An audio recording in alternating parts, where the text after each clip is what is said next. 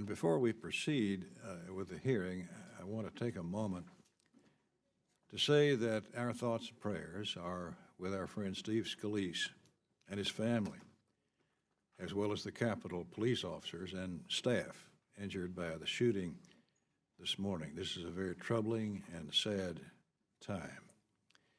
We hope and pray for a full and quick recovery for all involved. We're also deeply grateful to the men and women of the Capitol Police who selflessly dedicate themselves to protecting all of us each and every day.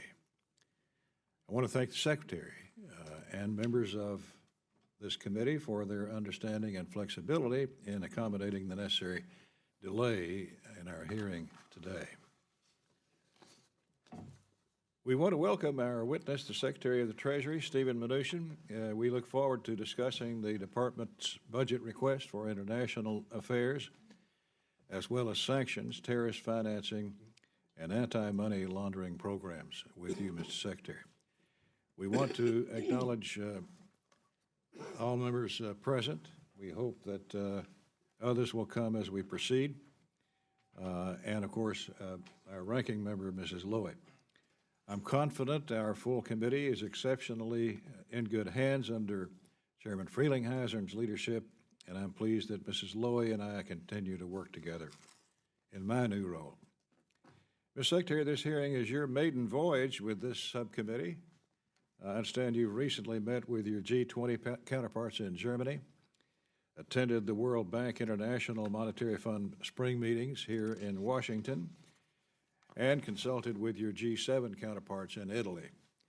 We appreciate the amount of time and travel that you have undertaken to prepare for today. We hope to hear from you on how the President's Buy American and Hire American policy is being received by our trading partners, whether we're getting into international cooperation on sanctions against Russia, North Korea, and Iran, and how other donor countries are responding to the President's proposed cuts to foreign assistance. The Department's budget request is for $1.5 billion for international programs, which is $295 million, 16% below the enacted level of the current year. This funding is primarily for contributions to international financial institutions such as the World Bank, regional development banks, and other multilateral development funds, but also for Treasury's Technical Assistance Program. These institutions provide opportunities for the United States to extend its influence around the globe in the effort to reduce poverty and foster economic stability. Frankly, I'm concerned that the proposed cuts to these programs, coupled with the drastic reductions to other international assistance programs, are not in our short or long-term strategic interests, given the global turmoil confronting the United States and her allies.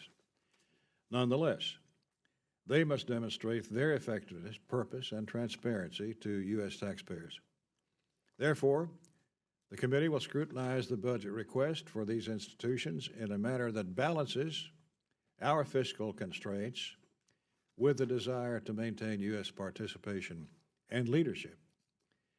Mr. Secretary, thank you for spending a good part of your day on our behalf. As I said earlier, the committee takes our oversight responsibility very seriously. You should expect a good number of questions about the department's budget and policies, and we would appreciate timely and substantive responses. Let me now recognize Mrs. Lowy, ranking member of both this subcommittee and the full committee, for any statement she would like to make. Thank you. And before I begin, I want to join the chairman in sending my thoughts and prayers to our congressional family who were shot this morning in Alexandria, Virginia, especially the Majority Whip, God bless you, of the House, Steve Scalise, members of the staff, and our brave Capitol Police officers. We wish them all a speedy recovery. We are continually grateful to the Capitol Police for the risks they take every day to ensure our safety and the safety of the American people. Secretary Mnuchin, I join Chairman Rogers in welcoming you here today. As we know, international financial institutions such as the World Bank and the International Monetary Fund play a critical role in reducing global poverty and are essential to the success and sustainability of U.S. global development efforts. When managed correctly, these institutions help low-income countries create strong economies, encouraging nations to become more self-reliant and contribute to the global marketplace. These institutions have proven their worth over decades, rebuilding Europe after World War II, spurring economic growth in dozens of countries, and bringing electricity to millions of people. Through U.S. leadership in these institutions, our country has steered the international development agenda. But the President's fiscal year 2018 budget would undermine our influence by slashing contributions to international financial institutions by 35%. In some cases, ending all funding, and in other cases, falling far short of previous U.S. commitments. If this administration is focused on efficient spending of taxpayer dollars overseas, drastic cuts to institutions that maximize our resources, aid in the sustainability of development programs, and create new markets just don't make sense. A diminished U.S. role at international financial institutions would provide an opportunity for other countries to fill the space, reducing our ability to influence the international development agenda and advance American values and national security priorities. Sadly, the administration's budget makes clear the President thinks putting America first means taking a major step back from the international stage, which is a catastrophic formula for the economic and security well-being of the United States. We saw this misguided approach just 2 weeks ago with the administration's decision to withdraw from the Paris Climate Agreement. This decision will have catastrophic consequences for our nation, as would the administration's proposal to eliminate all funding for the climate programs, especially the Green Climate Fund. This initiative is not only critical in the fight against climate change in developing countries, it is instrumental in creating U.S. jobs and moving forward U.S. national security interests. Failure to meet our previous commitments, this is a commitment of the United States of America to the fund, further risk international U.S. leadership at a time when it is needed most. Mr. Secretary, the Treasury Department leads the world in disrupting terrorist financing networks and enforcing sanctions against some of the world's most dangerous countries, such as Russia, Iran, and North Korea. With increased aggression from each of these three countries, your department's work is critical. And today, I hope you will provide details regarding new sanctions you mentioned during your testimony to the House Ways and Means Committee last month. In addition, I look forward to discussing Russia, particularly the impact existing U.S. and EU sanctions are having on Putin, and whether the threat of new sanctions would impact Russia's activities in the Ukraine and Syria. And finally, I hope you will address the administration's plans for additional sanctions to address Iran's continued financial support of terrorism, human rights abuses, export of weapons, and ballistic missile testing. Mr. Secretary, thank you for being with us today. I look forward to your testimony. Ms. Secretary, we want to recognize you now for your statement. Your written statement will be inserted in the record, and we invite you to summarize it, about 5 minutes worth. Thank you. In an effort to give you more time for questions, I won't read my written statement, but I do want to just take a moment to recognize today's tragic events. This is a moment when we unite together in support of our colleagues who are the victims of this attack, Steve Scalise, and acknowledge the bravery of the Capitol Police and our first responders. My thoughts, prayers, and supports are with them. Thank you.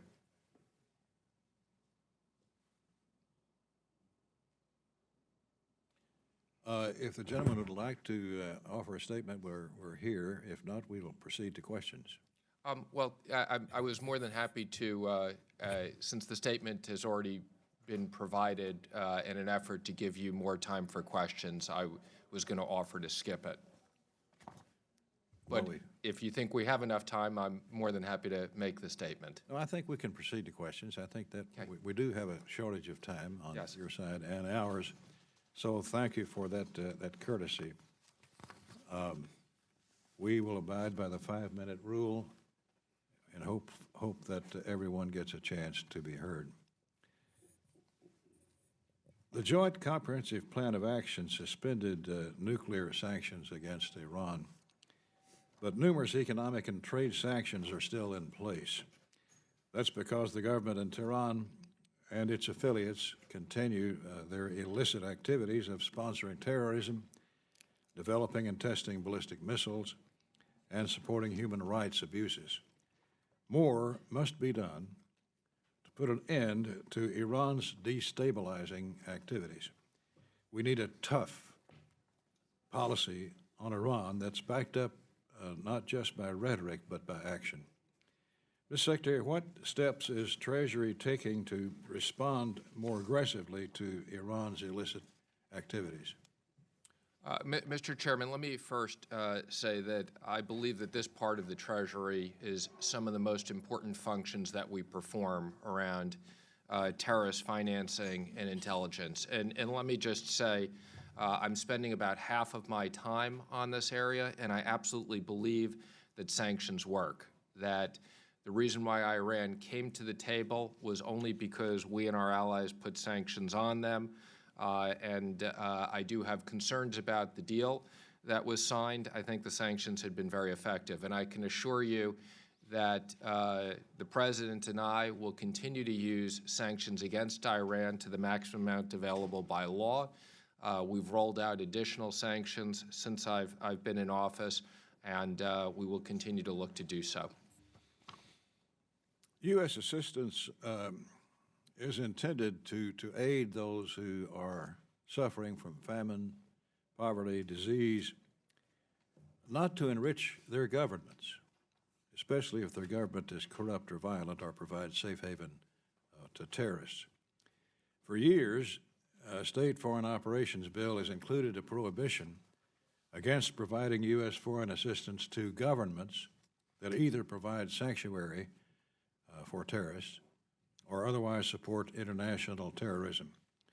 Such a restriction is not difficult to apply with regard to bilateral assistance. But I'd like to hear from you on how this prohibition might be applied to multilateral assistance. To what extent are you able to ensure that payments to the multilateral development banks are not used to provide assistance to countries that support terrorism? Mr. Chairman, I agree with you completely that this is a very important issue. And although I'm new at the multilaterals, I can assure you that we will do everything within our power. And we do have tremendous influence, and our allies agree on this, that we will make sure that in no way do payments that go to the multilateral development banks end up supporting countries that support terrorism. Or extra-governmental units? Yes. Yes, what? I'm agreeing with you. Yes. Now, the largest, well, last year, Secretary Lew told the subcommittee that the U.S. needed to not only pay its current MDB commitments, but also pay its arrearages. If not, he said, the U.S. would lose credibility and would create conditions for violence and terrorism. This year, the department proposes to cut U.S. contributions by 1/3 compared to last year, increase U.S. arrearages to a record $1.9 billion, and in some cases reduce U.S. contributions compared to pledges made by the prior administration. Explain to us how U.S. participation and contributions to multilateral development banks serve U.S. interests in general. Well, let me first say that in looking at our requests, we put this in the context of the President's overall budget, and we had to make some very difficult decisions on cutting back things to fund additional contributions to the military, which the President thinks is very important, and also our desire to have a balanced budget. I can assure you that in my meetings, both with the G7, the G20, as well as with the World Bank and the IMF, I do believe these programs advance our international interests and are quite important in advancing our foreign policy. In regards to the arrears, well, let me make two comments on, yes, we have requested, and again, making difficult decisions, a cutback from previous commitments under the Obama administration. When those commitments were made, my understanding is that it was clear that those commitments were subject to appropriations and approvals. So I'm not concerned on that issue about us cutting the back. And in regards to our unpaid commitments, as you know, I'm a little bit new to government accounting. So I too questioned why we had these commitments still on the books. And again, my understanding is that this has to do with the way we make commitments, and we make commitments subject to appropriations. So to the extent we were going to use the money and just pay off previous commitments, these entities wouldn't be able to use it going forward. So our preference is to prioritize the money to go forward, given that we have limited money to spend, and not to pay off previous commitments, although I am somewhat concerned that eventually we do have to clean up this accounting. Ms. Loy? Thank you, Mr. Chairman. Mr. Chairman, before I proceed with my question, there's an important issue that I think I should bring to Mr. Secretary before we proceed. It really affects the integrity of the committee process. Specifically, there are recent news reports that the White House has instructed the executive departments and agencies to ignore or not to respond to official requests from ranking members of subcommittees of jurisdiction and members of the minority party of Congress. If this is true, this is a serious departure of comity between the executive and legislative branches of our governments. Before moving forward, I just want the Secretary's assurance that all letters to your department and questions for the record will be answered in a timely fashion, notwithstanding the party affiliation of the requester. Yes, let me first say I'm not aware of any such instructions, and yes, we would respond to questions or comments or letters from you. Thank you. Mr. Secretary, we have sought incentives to bring Russia in step with the world community, but Russia's foreign policy goals remain elusive. Russia has done very little to encourage implementation of the Minsk Agreement, instead has reinforced militants in eastern Ukraine with the goal of prolonging the conflict. Far from cooperating with the United States, Russia seems to take every opportunity to counter our interests, working directly with the Taliban, bolstering Assad, arming Iran, tampering in U.S. and European elections. Yet I am dumbfounded when I watch the news and continue to see the president appeasing Mr. Putin. It has been reported that the White House is seriously considering unilaterally rescinding sanctions against Russia. Is this true? If so, what has Russia done to be rewarded with sanctions relief? Should sanctions be lifted without first requiring the Russians to withdraw their annexation of Crimea? What about acknowledging Moscow's influence campaign during the 2016 election? Senators Cardin, McCain, and Graham are pushing legislation that would place tough new sanctions on Russia. And on Monday, Senate Majority Leader McConnell filed an amendment to the Iran sanctions bill that codifies existing Russian sanctions and adds punitive measures against Moscow because of interference in Ukraine, actions in Syria, cyber hacking activities. Could you share with us the administration's position on imposing new sanctions? And does the administration have a coordinated international strategy on imposing sanctions against Russia? And do you believe that the threat of new sanctions or removing sanctions will have any effect on Putin? I apologize, all that in a minute and a half. Thank you. And you've brought up some very good questions that I'm pleased to respond to. So first, let me just assure you that there is no intention for us to remove the Russian sanctions, that I have no intention of doing that, and nor have I heard anybody in the administration suggest that be the case. We intend to enforce the existing sanctions at this point and the Minsk agreement. I'd also say that I believe that the sanctions programs, I have discussions at the National Security Council with my counterparts on sanctions, whether it's Secretary Tillerson or Secretary Mattis or General McMaster. We all believe very much in these sanctions programs, and they are an integrated tool in our foreign policy.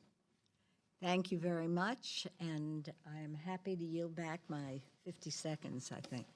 And I'll save the next question for the next series. Mr. Diaz-Balart. Thank you very much, Mr. Chairman, and Mr. Secretary, thank you for your willingness to serve.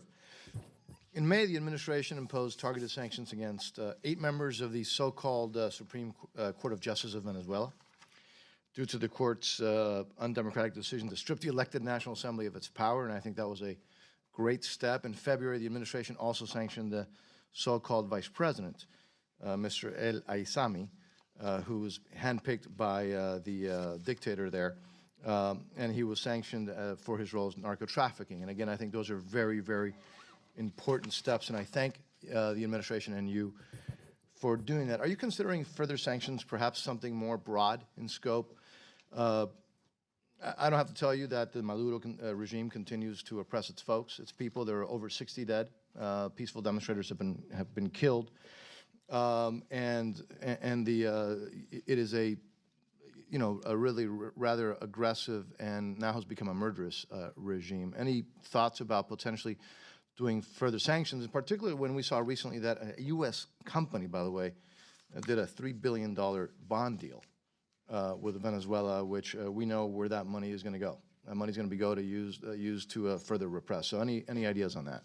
Well, let me just say I do share your concerns with the situation there. We are monitoring it very carefully. We took great consideration into the sanctions that we've issued. We think they're very important. I might add the sanctions on the Vice President. That was my first day in office. Well, that's a good start, Mr. Secretary. That was important. Result of a very long review by our intelligence people, and we will continue to use sanctions as appropriate. I want to say that we want to be careful in making sure that sanctions don't hurt the people of Venezuela. We will use them against illicit funding and illicit activity, and we'll continue to monitor the situation. And again, I commend you for what you've done so far, and I look forward to working with you on that very important issue. Let me now go to a different part of the world. OFAC has exceptions to the issuance of general licenses authorizing certain transactions with the Palestinian Authority to those who commit acts of terrorism. And so, again, I don't know if you've had the opportunity to look at that, but I'm hoping that we can work together to look at how we can curtail funds going to, again, and I understand that our funds are not being working with you. Any thoughts on that? Because I think that's totally unacceptable. Thank you. And again, I share your concerns in the area and look forward to working with you on it. OFAC does have an enforcement division that is able to take appropriate actions against individuals and entities that don't adhere to the requirements under the general license, and we will continue to do that. So it is something that we can enforce, and we look forward to working with you and your staff. And I look forward to that, and I've liked what you've heard about, what I hear about sanctions, that they can be very effective, and that's an area that I think, frankly, we can do better, and I look forward to working with you. Let me then now go to North Korea. We've had different, in other subcommittees, we've had other briefings, classified briefings, and non-classified briefings. But what everybody knows is that that regime in North Korea is highly dependent on China. And I've always thought that if China ever got serious about curtailing North Korea's nuclear ambitions or their rogue attitude, that they could have a lot more influence. I was pleased to see the president talk about that and approach that. Any thoughts about potentially being tougher on China and making sure that they understand that that we understand that they have a major role to play? And I think that this concept of just, saying, oh, they're trying, which is not the attitude that I've seen from this administration, which is welcome. That's been the attitude for previous administrations. So any thoughts about maybe being a little bit tougher on China to make sure that they actually put more pressure on North Korea? Well, let me first assure you that, again, this administration shares your concern about the situation in North Korea, which we take very seriously. And President Xi and President Trump had a very good summit. I've had the opportunity to meet my counterparts now several times, both there and at the G20. I look forward to seeing them. I'll be traveling with the President to the G20 in July. I will be meeting with my counterparts again, and I can assure you we are working closely and having very serious discussions with China about helping on this issue. Mr. Ruppersberger. Welcome. Our country is the greatest country in the world. I think one of the reasons when our forefathers created a check and balance between, the administration, Congress, and the judiciary. Those of us in Congress who've been here for a while specialize in different areas. I've specialized in intelligence and national security for the last 15 years. And with that, I've gone to probably 50 different countries and dealing with those issues. What my concern is that the cuts to those countries that are working with us combating terrorism and how it'll affect our national security. Especially true for some of the most fragile, unstable, and conflict-prone regions that we provide assistance, financial assistance to. And they are really more susceptible to home group terrorists, and we see that over and over again. And some of the terrorist groups we're fighting against are these countries that we're cutting. Now, more and more affected areas and fragile states are driving regional stability, which increases poverty and weakens hopes for economic growth and prosperity. Now, what are your thoughts on World Bank spending in fragile or conflicted area states, and how does this spending help our national security? What are the impacts of the U.S. not meeting our financial obligations in upcoming International Development Association account replenishment rounds as it relates to national security? And that's the first. I have a couple more follow-up. Well, again, let me first say that I appreciate the work that you've done and know how important these issues are on intelligence. And you said these institutions, I believe, play a very important role. So I just want to put this in perspective. And we've made difficult cuts. And again, the majority of this is really with the intention to fund the military to its proper level. The IBRD, right now, we don't have any more commitments to the IBRD. IDA, which we've cut back some of the commitments, we're still proposing over $1.1 billion in current spending to IDA, which will make us either the number one or number two person in IDA. And I think we do appreciate where IDA is making these commitments. I think so we've tried to maintain really the important issues. We've scaled back the Asia Development Fund, and we've scaled back some others. But again, we've tried to be very clear in where we're dedicating our resources that can be the most effective in the context of the budget. You know, you're a very smart man. You've been very successful. You wouldn't have been confirmed by the U.S. Senate if you weren't very, very good at what you do. But there are disagreements, and there's a lack sometime of when a new administration comes in, of expertise and experience, because you haven't been there doing the same things that a lot of people have been doing for a long time, especially a lot of members of Congress. Now, you mentioned the military, that you're going to have to cut because of the military.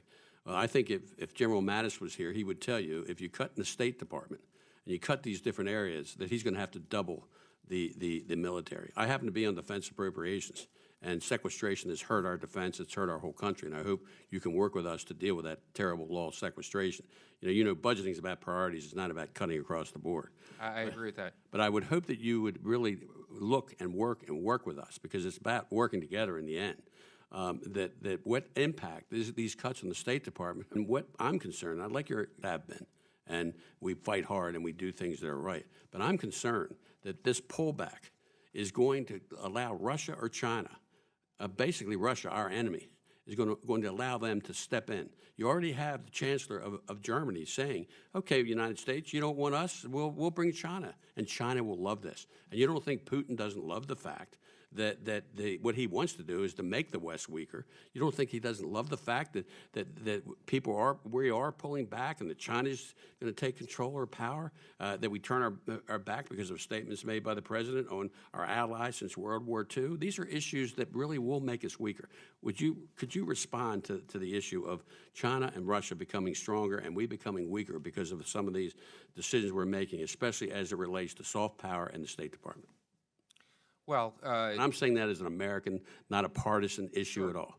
sure. And let me first say, I'm the first one to say there's parts of this job that I've come with lots of experience, and there's parts that I haven't had as much experience. I can tell you around the sanctions and the terrorist financing, I feel I've gotten a PhD in my last 100 days, because we have an enormous, very, very capable staff at the Treasury who are able to help me and support me, and I could never do this job without the important career staff that we have. That's smart. You're only as good as your team. You know that. I do believe that the President has shown some very significant leadership in foreign policy.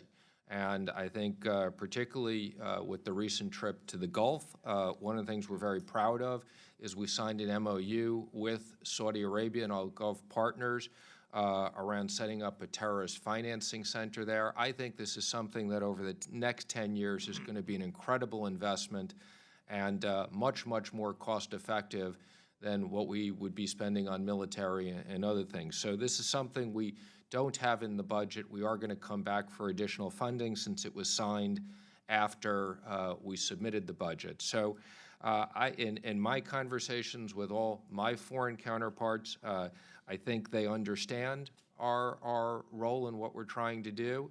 And But my question, I know my time's up, my question was, how does it relate to Russia and China having more power, more influence, and us losing our influence globally? That was my question. Okay, well, I'll comment more on China. I haven't had any interaction with Russia, but as it relates to China, I can tell you we're in a very serious economic dialogue with them now about rebalancing our economic relationship.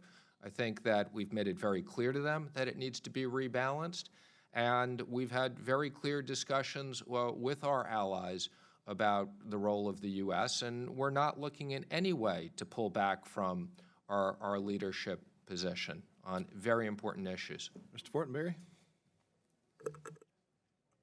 Thank you, Mr. Chairman. Mr. Secretary, welcome. Thank you.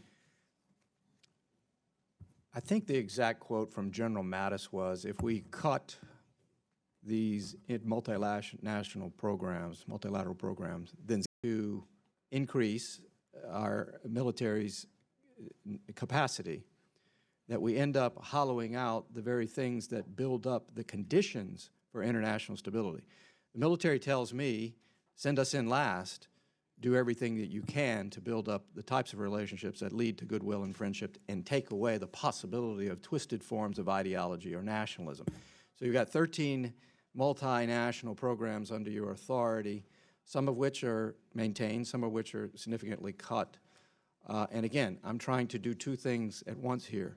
Be sympathetic to the reality that you ought to be re-examining these for metrics of outcomes that are consistent with what we want to see, namely stability in our own security, but also opportunity for others and ourselves.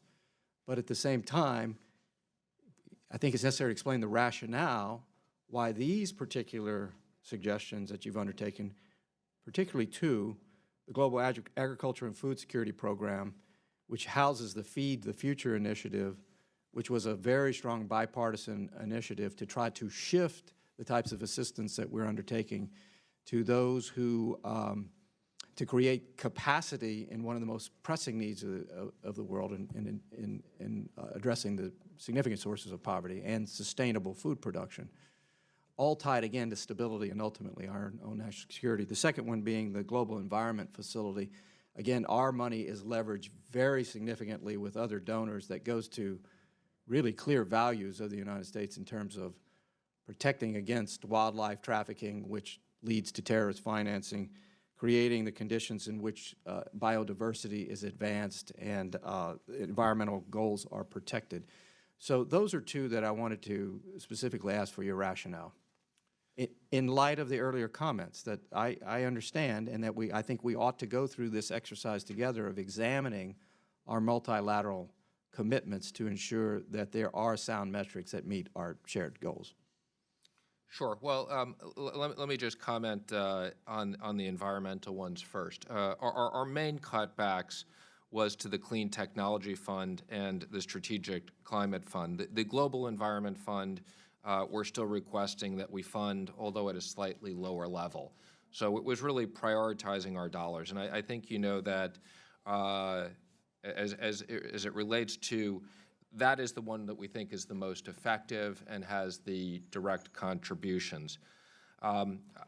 As it relates to the agricultural and food security program, we're more than happy to work with your office and get your views on that. And obviously, the final decisions of appropriations is subject to this committee.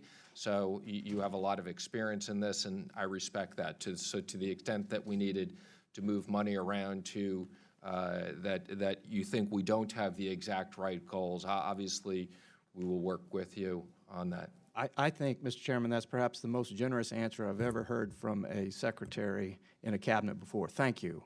Because what that states is a willingness to try to partner to think constructively about this right mix of what we are achieving that is consistent with our goals under limited budgetary money. But so I'm greatly appreciative of that offer, and we'll take you up on that. Thank you, Mr. Secretary.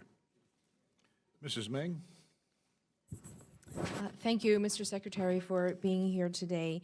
I also want to ask about sanctions. Increasingly, we here in Congress and the President rely on the Treasury Department to keep America safe through its work on sanctions against adversaries such as Russia and hostile regimes such as Iran. Sensitive to the fact that this reliance creates an increased workload for you and your staff and requires additional resources. In FY16, the Office of Terrorism and Financial Intelligence was funded at $117 million, and that amount was increased to $123 million for FY17. For the coming year, however, President Trump's budget calls for a paltry $116.6 million. I anticipate Congress will continue to rely on you to perform an increased amount of sanctions work. And with that in mind, and were this committee to see fit to appropriate the Office of Terrorism and Financial Intelligence more than the requested $116.6 million, do you think the department would be able to effectively use these additional funds? Personally speaking, I would like to see this particular account funded at a rate that is at least as high as it was funded for fiscal year 17, $123 million. Thank you. And first of all, let me assure you, I think this is indeed the most important functions that we have within Treasury, or at least right up there with collecting our revenues and financing the government. So when we submitted the request, the intent was to keep it flat, similar to what we were doing with other intelligence functions. When we submitted the original request, we had not yet had the omnibus for this year. So the fact that it's going down was really a function of we got more money than we thought we were going to at the time when we submitted this. So in essence, the intention was to keep it. Program in FY 2018 reflect a judgment by the administration that the program does not support U.S. priorities. In what circumstances, if any, might the administration request future U.S. contributions for GAFSP? And will the United States seek changes in the way that it is managed? So again, let me just say that we do have sufficient funding there. We do think it is a technically strong agricultural projects that support some of the world's poorest countries. I'm just looking at this, and I believe that we've met our commitments to them under the 2012 matching pledge, which is now ending. Therefore, that was the reason why we're not focused on additional for 2018. And we're currently determining how it fits into the long-term budget plan. But again, this is something we're happy to work on with the committee as we move forward on it. Thank you. I yield back. Thank you, Mr. Chairman. Secretary, great to be with you again. Thank you. Just a couple things, not to a specific issue, but to a broader thought. You've been very articulate about the need to raise the debt ceiling. Country can't default on its obligations. You'd like to see us do that cleanly. I would like to just suggest to you, if you could take this back to the White House, that we ought to enter into a bipartisan budget agreement and tie the debt ceiling to that before the end of July. I think that would be extremely important to provide not only stability for the markets, but budgetary stability for all of us. I suspect you would get a lot of bipartisan support from many members on both sides of the aisle on this committee, not saying everybody, but a lot, and it would be extremely helpful. So I wanted to share that. Thank you. I appreciate that, and I will definitely take that back. Yeah, and I hope they move on it quickly. So now on to the issues here. I do as well. I know you do. That's why. And you should be a very good vicar for such a cause. Thank you. On the Export-Import Bank, Secretary Mnuchin, you know that the bank has, as you know, it's demonstrated to be a real value for taxpayers by consistently returning money back to Treasury. The bank also allows U.S. businesses of all sizes to compete in the global marketplace. However, despite the broad bipartisan support of Ex-Im Bank, its operations remain limited to smaller projects, as it's under 10 million, as its board is stifled by a lack of quorum. In fact, last year in this bill, State Foreign Ops, Senators Graham and I each inserted amendments to allow the board to function without a full quorum. We think it's extremely important that we do so. So, as Secretary, what are your thoughts on the bank's value to our economy, and do you feel that Treasury would stand to gain from returning Ex-Im to its full operational status? First, let me say that we absolutely support putting more people on the board and returning it to its operational status. That having it only be able to make very small loans is concerning and problematic and doesn't fit our interest.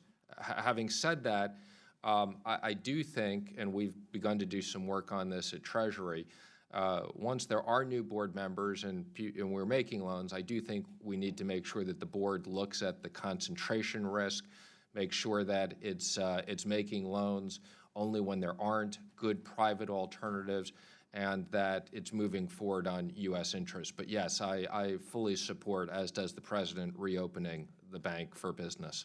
And I'm good with the types of reforms you just suggested. I think that's important, that we maintain much more rigorous oversight. But also, one other thing, too, it appears that the nominations to the board don't seem to be moving very quickly over in the Senate for whatever reasons. And absent, confirmations, would you be willing to support the language that Senators Graham and I put in last year to allow the board to function without a full quorum, similar to what we did in the late 90s? It would allow you then to move forward and to process the loans over $10 million.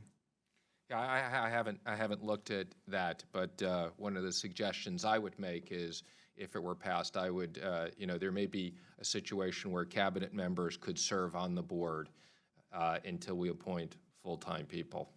Okay, well, we just want to get it moving, but thank you. And in my remaining time, I know you talked a little bit about Iran prior to my being here, but as you know, the Revolutionary Guard in Iran influence can be seen across Iran's political and economic leadership. And as you're also very much aware, the United States, through Treasury, maintains a number of sanctions on Iran. In light of the Revolutionary Guard's impact within Iran, how are you working to ensure that the companies or financial institutions that are reentering the Iranian market avoid possibly dealing with the Revolutionary Guard? And additionally, in an effort to maintain the full force of the sanctions and to avoid accidental dealings with Revolutionary Guard entities, what steps are you taking to maintain an accurate list of the entities controlled or owned by the Revolutionary Guard affiliates? So again, let me assure you that we are very concerned about the activity in Iran, their support for terror, their missile programs. And as I've suggested, we have concerns around the JCPOA. So I assure you that the OFAC is actively looking at these situations. We've rolled out more sanctions where appropriate. We'll continue to use those tools. And as it relates to any companies that are doing business, U.S. companies or foreign companies that have U.S. parts, we have to issue licenses. And I can assure you those are discussions that we'll be having at the NSC before we issue licenses. Thank you, and I yield back with 2 seconds remaining.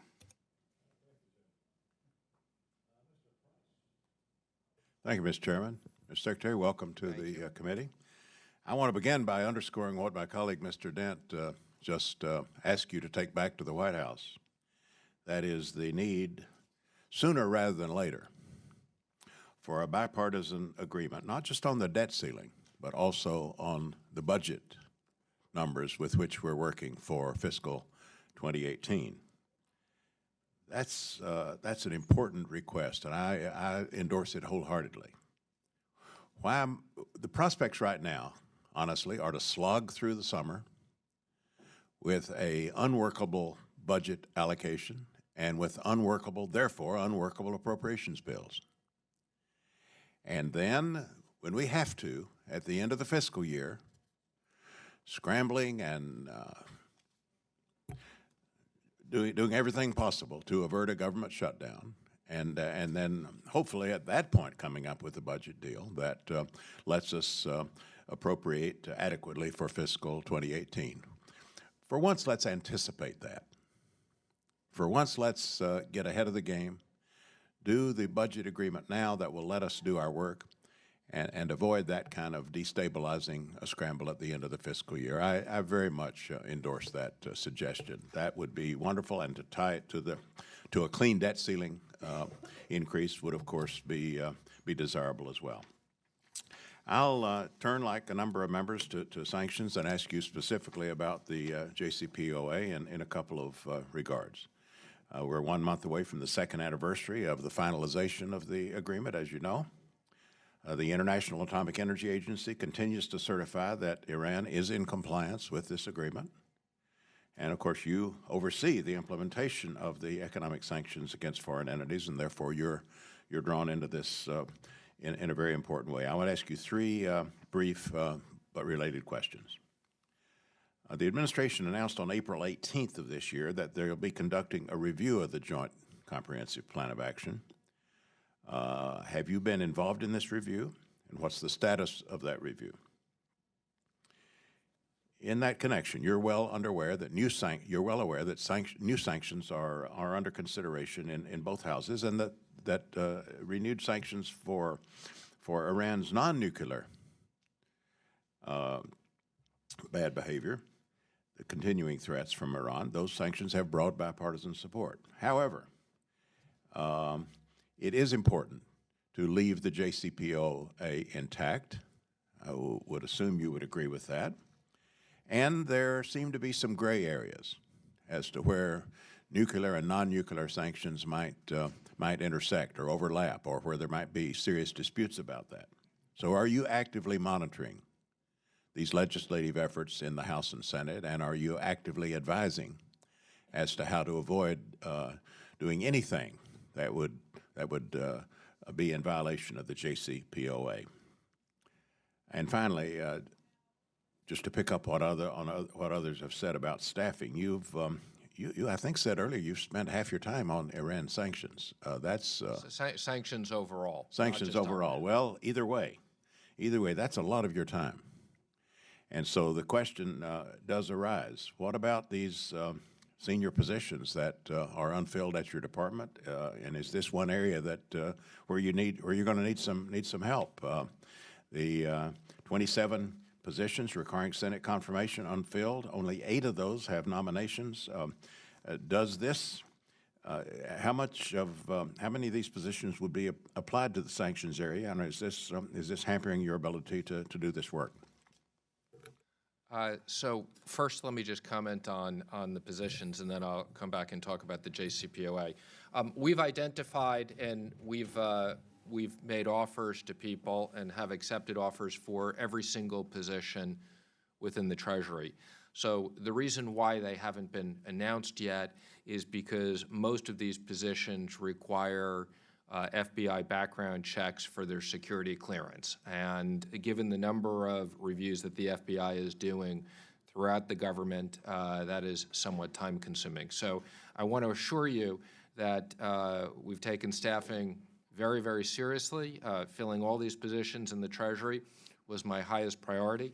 I think we literally interviewed hundreds and hundreds of people to find the best people to come in, and believe we have our undersecretary will hopefully be confirmed by the full Senate shortly. As it relates to the JCPOA review, I am part of that. It would be inappropriate for me to make any comments on that until we finish the review. But again, I can assure you that's something that's being done at the National Security Council, and I am significantly involved in that. Mr. Chairman, I know the time's expired, but the question about the ongoing legislative efforts, can you respond quickly to that? We're monitoring the recent legislative efforts. I think the only issue we have in particular with them is really around some administrative issues around licensing and things like that. Chair wishes to announce that the Secretary is on a tight time frame here. We've got 2 members who've not had a chance to ask questions.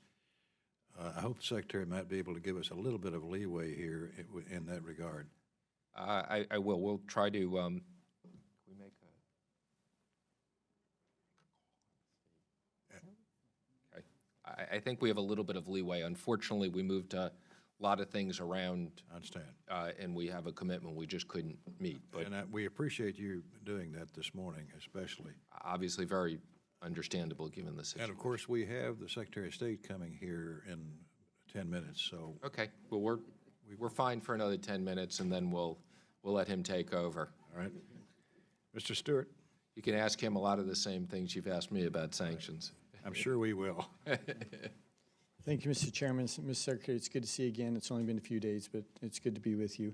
I'm going to, I guess, I don't want to say beat a dead horse, but maybe we are. Maybe we're beating the other side of the dead horse. But I want to come back because, you know, as your role here with this committee, sanctions is, of course, one of the most important things that we can do to work together. I look back, I met with a senior military official. I'm going to quote him, so I'm not going to tell you who it is. I'll quote him roughly. But he said, Russia is the only existential threat that we face. China is the most difficult challenge that we face, but North Korea is the most dangerous challenge that we face. And I share that view. General Mattis said essentially the same thing within the last few days. I go back to my B-1 days when I was a young officer flying the B-1 in the Air Force. This is in the 90s, and one of the things we prepared for was an attack on North Korea because we were trying to preclude them from developing nuclear weapons. We failed at that because we know that they have that. Our goal now is to stop them from putting nuclear warheads on top of ICBMs that are capable of reaching U.S. cities. I believe that we are failing in that. If you'd asked me a year ago or 5 years ago, could we stop them from, miniaturizing the warheads, putting them on ICBMs again, threatening U.S. cities? I would have said no. I was in China about a year ago. When I came back, I said, I don't think we can stop them. I just don't see the pressure points. I was in China a couple months ago, and I actually came home quite encouraged. I feel like things had changed, and frankly, it was because of the new administration. People felt like there's, I hate the phrase, but a new sheriff in town, and that maybe this administration was going to be more serious than the previous administration was in confronting this. However, we see them moving forward on not nuclear programs only, but now more worrisome on the ICBMs and their missiles. I'm just going to ask you simply, I won't elaborate, I'll just ask you simply, it appears to me up to this point we are failing in stopping them. Can you tell us, how can the process be improved? What will this administration do that we haven't done that would bring pressure to bear on North Koreans as far as sanctions or the economic pressure points that we hope will maybe change their behavior in this? Well, again, I can assure you that the President shares your concerns. The Secretary of State, myself, Secretary Mattis, and others all are very involved in this. And we are committed, and we think that China is critical to working with us. We are committed to continue to put pressure on them. And as I've said Could I agree before, with you on that? Your comment regarding China, that's one of the primary reasons I came back more encouraged, because they seem to be more sincere in their commitment to work with us than they ever had been before. I can't comment on history, but I believe they are sincere in their commitment to work with us now. Yeah. All right, well, thank you. We want to help you with this. As I said, it's, I think, one of the most important issues that we'll deal with. You deal with it in a kind of a sidebar, a bit of a tangent, but it's a very, very important role that you and your and members of the Treasury will play in doing that. So we look forward to working with you on that. Mr. Chairman, I yield back. Thank you very much. Good to see you, Mr. Secretary. First question, hopefully in the spirit of bipartisanship, I'll ask this one. A bipartisan group of members sent you a letter on May 8th regarding South Sudan.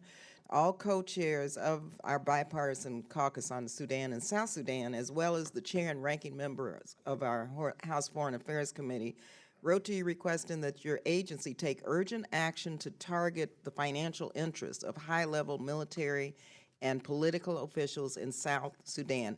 Now, you responded about the ongoing, so you're aware of the ongoing situation in South Sudan, but violence continues to ravage that country, and we've decided that the only way that we can really approach this at this point, and we've done many things and that have not worked, would be to stop the profiteers from lining their pockets while their citizens starve. Now, I know this office, the Financial Crimes Enforcement Network, I think there's a proposed $3 million cut.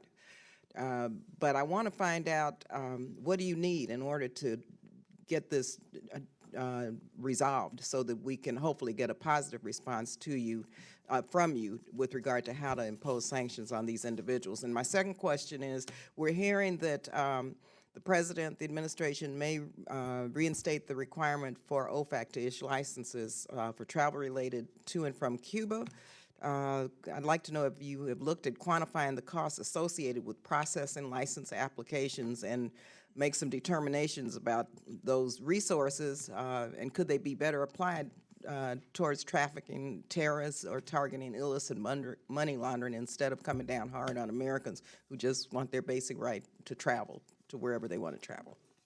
So let me just comment that the small cut on FinCEN, which you've referenced, is similar to the OFAC, is similar to the other issue, which is just a timing issue of when we submitted the budget. And as it relates to Cuba, I am part as it relates also to South Sudan in terms of when we'll know whether or not you'll charge these individuals. South Sudan, we continue to be concerned there. We are working on that, and we will work with your office as soon as we've reached an issue. But I can assure you that's something that we are concerned about. And then as it relates to Cuba, the Cuba policy is under review. I'm part of that, and again, it would be premature to discuss it at this time. Okay, once the new policy is announced, we'll get back to you and talk to you Thank about resources. Thank you. Mr. Secretary, thank you for being very lenient with your time and the difficult arrangements we've had to make in a few of this morning's events. So we deeply appreciate your taking the time to be here with us. Finally, let me ask this finally. For decades, there's been a steady stream of criticism about accountability and transparency of World Bank and IMF expenses, in particular employee compensation. The executives of those organizations make salaries more than either our president, our Speaker of the House, or Majority Leader of the Senate. When governments are fiscally constrained, is it prudent for the World Bank and IMF to provide private sector salaries while the rest of our governments are hurting? Well, I think that's a valid concern, and as you said, they're somewhere between government entities and private entities, and I think that'll be something that I'll be looking at and working with the boards of both institutions on. We'll be watching that as well. Thank you. Ms. Secretary, thank you so much for being with us. Thank you. And we hope to see you soon. We want to be of help to you. Thank you. Thank you very much. Hearing adjourned.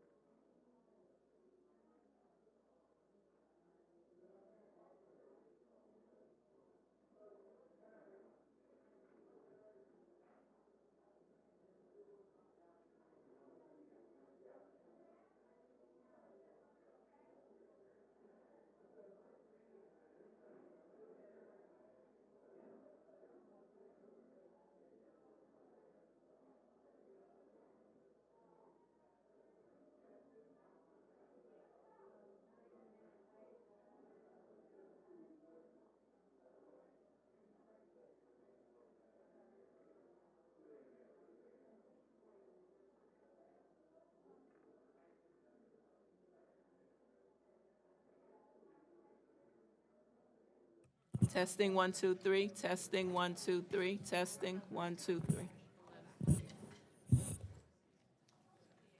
Fred, what are we doing? What are we going to do?